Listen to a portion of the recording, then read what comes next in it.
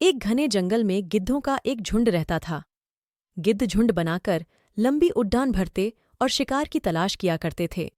एक बार गिद्धों का झुंड उड़ाते उड़ाते एक ऐसे टापू पर पहुंच गया जहां पर बहुत ज्यादा मछली और मेंढक थे।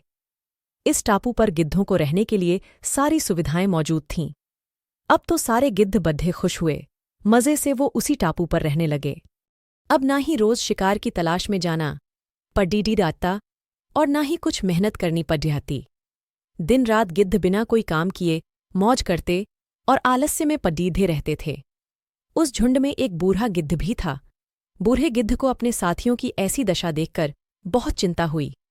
वो गिद्धों को चेतावनी देते हुए बोला, मित्रों, हम गिद्धों को ऊंची उड़ान और अचूक निशाने और उत्तम शिकारी के रूप में जाना जाता है, लेकिन इस टापू पर आकर सभी गिद्धों को आराम की आदत हो गई है और कुछ तो कई दिन से उड़े ही नहीं हैं।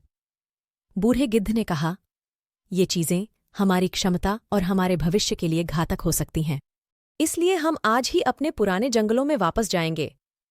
अब बाकी सारे गिद्ध उस बूढ़े गिद्ध की हंसी उड़ाने लगे कि ये बूढ़े हो चुके हैं, इनका दिमाग सही से काम नहीं कर रहा है। यहां हम कितनी मौज मस्ती से रह रहे हैं, वापस वहां जंगल में क्यों जाएं? ये कहकर सभी गिद्धों ने जाने से मना कर दिया, लेकिन बूढ़ा गिद्ध वापस चला गया। कुछ दिन बाद जंगल में रहते रहते एक दिन बूढ़े गिद्ध ने सोचा कि मेरा जीवन अब बहुत थोड़ा ही बचा है, तो क्यों न अपने सगे लोगों से मिल लिया जाए। यही सोचकर गिद्ध ने ऊंची उड़ान भरी और टापू पर पहुंच गया। वहां जाकर उसने जो दृश्य देखा वो सचमुच भयावह था।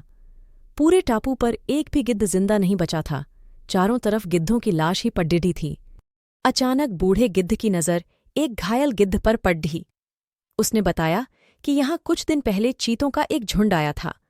जब चीतों ने हम पर हमला किया तो हम लोगों ने उड़ना चाहा, लेकिन हम ऊंचा उड़ ही नहीं पाए और ना ही हमारे पंजों में इतनी ताकत थी कि हम उनका मुकाबला कर पाते।